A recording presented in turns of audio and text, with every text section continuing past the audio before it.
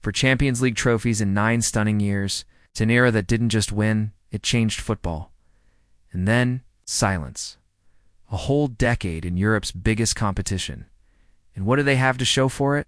Not heroic near misses, but soul-crushing, almost hard to believe capitule. TIONS.an 822 thrashing. The nightmare at Anfield, the Roman tragedy. How did a team that everyone envied fall apart so spectacularly? Every time that Champions League anthem played, *FC Barcelona, just hearing the name brings back memories of beautiful football, right?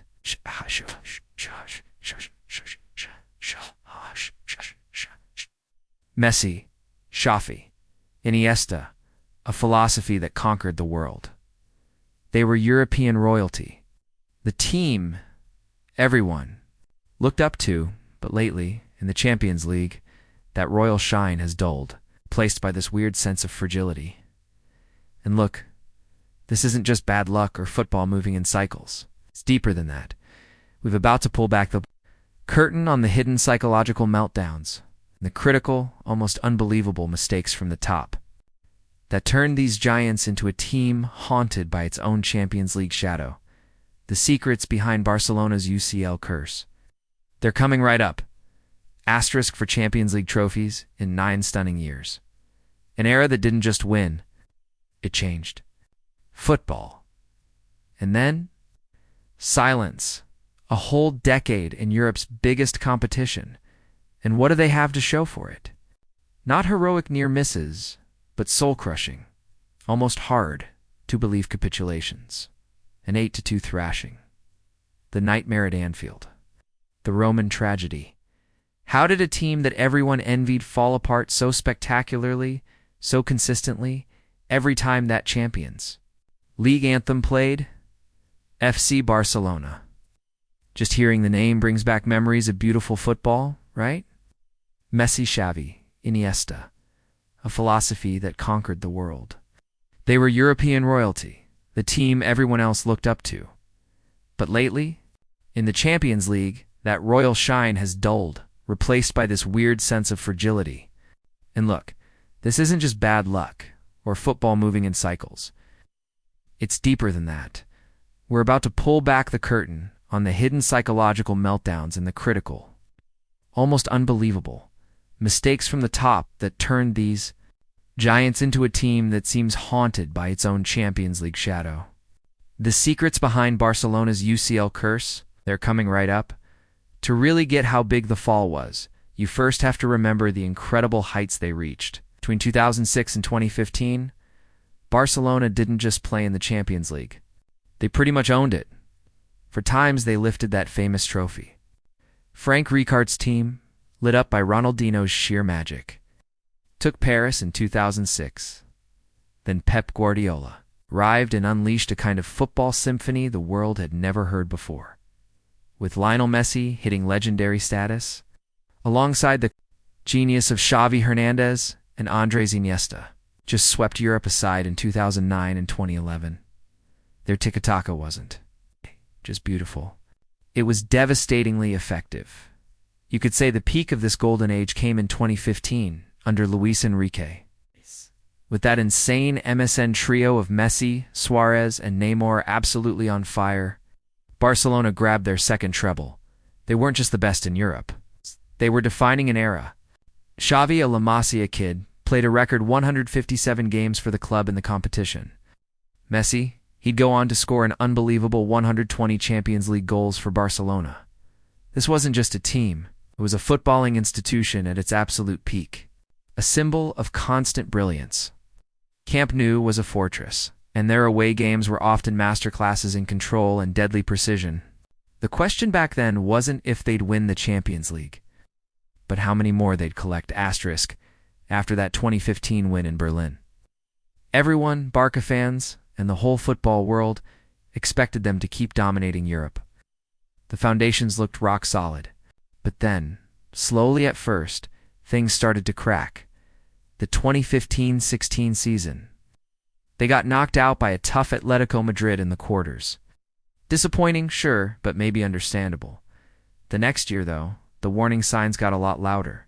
In the 2016-17 round of 16, they pulled off the legendary remontada, flipping a 4-0 loss to PSG with that mind-blowing 6-1 win at Camp Nou. It was pure football fantasy. Shout out to their incredible attacking power. But all that excitement kind of papered over some real weaknesses. In the very next round, the quarterfinals against Juventus's Barcelona were taken apart, plain and simple. A sobering 3-0 loss in Turin, where the team looked lost and shaky at the back, was followed by a goalless draw at home. Even with the PSG miracle, it felt like they hadn't really learned their lesson. These weren't just random losses. They were early warning shots, hinting that the champions who once seemed unbeatable were maybe getting a bit more vulnerable, a bit more likely to have an off night in Europe. The fumbles on the pitch? They were increasingly reflecting, and you could argue being caused by, a gathering storm of bad management and terrible decisions at the very top of the club. That whole MSQN club idea? It seemed to be crumbling from the inside. The numbers are just jaw-dropping, almost hard to believe for a club like Barcelona. By August 2021, the club had to admit it was in debt to the tune of 1.35 billion euros. Billion with a B. This wasn't some overnight shock. It was the result of years of crazy spending. A wage bill that was completely out of control, basically zero regard for sensible finances. Their wage bill had swollen to 103% of the club's total income. Think about that, they were spending more on player salaries than they were making overall. How does that even happen? Asterisk. So how does one of the world's biggest football clubs get to that point?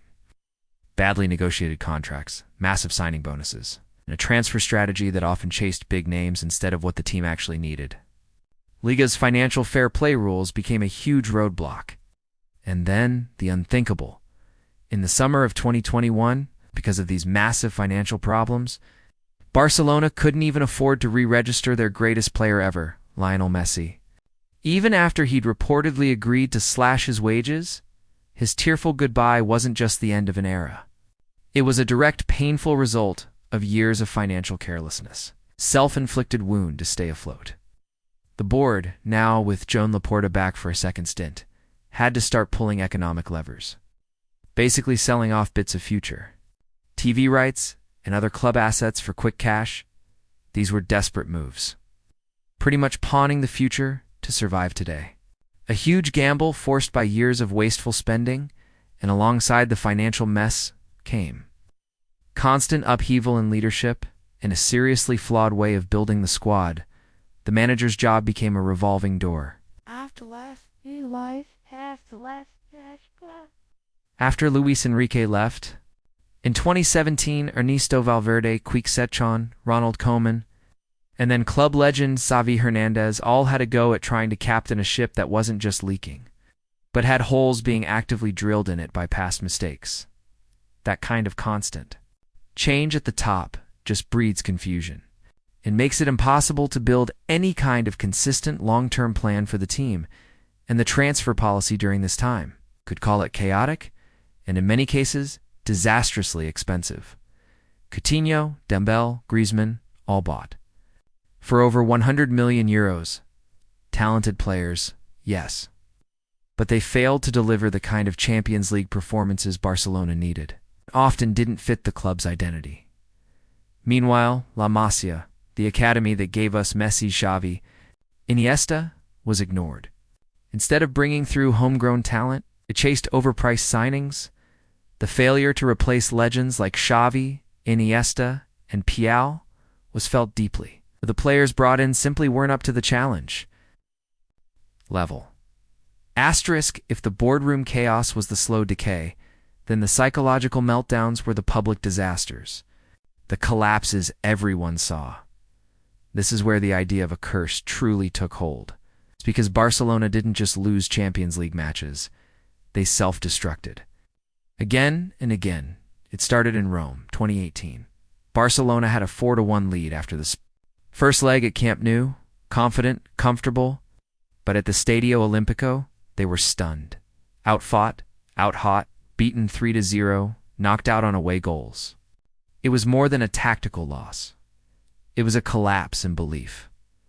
1 year later, Anfield 2019, Barcelona came in with a 3-0 advantage. But the pressure of Liverpool's home crowd, Klopp's relentless team, and Barcelona's own fear, it all exploded. 4-0. Gone that infamous corner taken quickly moment, became a meme, a symbol of mental fragility. Then came the ultimate humiliation. Lisbon, 2020. A neutral venue quarterfinal against Bayern Munich. It wasn't just a defeat, it was an annihilation. 8-2, Barcelona looked like ghosts. No confidence, no leadership, and no resistance. The match sent shockwaves through world football. It was the clearest sign yet that something was fundamentally broken. The next year. PSG, February 2021, Kylian Mbappe torched Barcelona at Camp Nou, 4-1 in the first leg. That would be Messi's final Champions League appearance for the club, and it ended not in glory, but in despair. Again and again, the story was the same. Red cards at the worst times. Awful defending in big moments. Mental collapse when the pressure was highest, even Xavi, before becoming coach and then later. As manager pointed to these repeated errors. After a 3-3 draw against Inter Milan in 2022, a game that basically sealed their group stage. "Exit," he said. "I'm disappointed. I'm sad. I'm a little angry. It's been down to mistakes from us. Mistakes that you cannot make at this level." That honesty revealed something deeper. The trauma wasn't just media narrative. It was real. A weight on the players. Cycle they couldn't escape. Every new loss wasn't just a failure. It was a reminder of past collapses. The curse wasn't superstition anymore. It was psychological baggage. Heavy and growing. The truth is, Barcelona's Champions League failures can't be blamed on just one thing. It wasn't just the boardroom mistakes. It wasn't just the collapses on the pitch. It was the combination of both. A toxic mix that created the perfect storm. Behind closed doors, the financial pressure was intense. By 2021, Barcelona were drowning in debt over 1.35 billion euros, and they weren't just in trouble, they were desperate. Every Champions League match became a must-win. Not just for pride, for survival. Advancing to the quarterfinals or beyond wasn't a bonus. It was a financial necessity. Club officials even admitted it. Failing to make it deep in the competition meant budget disaster. This pressure trickled down. Players knew. Coaches knew. Fans could feel it. The Champions League, once a stage 4 glory, became a tightrope walk, with every mistake carrying a financial consequence. And when you combine financial panic with fragile team mentality, you get fear on the pitch, in training, it's in the locker room. The famous Barcelona style, built on control, patience, and confidence, began to fade. In its place, you saw a team scared to take risks, scared to play freely, scared to fail, maybe. The lowest moment of all wasn't a single match, but what it symbolized. In 2021-22, Barcelona were eliminated in the group stage and dropped into the Europa League. It was their first UCL group stage exit in nearly 2 decades. For a club that once ruled Europe, this was humiliation. Not just defeat, but a brutal reality check. The curse wasn't just about unlucky losses anymore. It was systemic. It was institutional, and it was spiraling. Asterisk, and then a flicker of hope. In late 2021, Barcelona turned to a familiar face. Xavi Hernández, a club legend. A symbol of the glory days. Appointing him wasn't just a coaching decision, it was a message. We're going back to our roots. The road was rocky, money problems didn't vanish. The squad was still fragile, but things began to shift. In January 2023, Barcelona beat Real Madrid 3-1 to win the Spanish Super Cup, their first trophy since 2021. Then came something even bigger. They won La Liga in the 2022-23 season. Their first league title since Messi left. It wasn't vintage Barca, but it was progress. Solid, structured, focused. In the Champions League, they finally reached the quarterfinals again in the 2-0-2-3-2-4 season, the first time since that 8-2 Bayern disaster. They even beat PSG 3-2 in Paris. But in the second leg, disaster returned. A red card, a collapse, a 4-1 loss at home, another ghost from the past. And now for 2024 to 25. There's a new figure at the helm, Hansi Flick, a proven tactician, a Champions League winner. The hope that he brings structure and belief. There's also La Masia, producing stars again. Lamine Yamal Pokubarsi. Teenagers playing with fearless maturity. A new generation. Born after the golden era, but ready to chase their own. The curse, still lurking, but maybe finally. Barcelona are learning to breathe. Again, under Champions League lights, to stand tall in big moments, to dream, not fear, those famous European nights.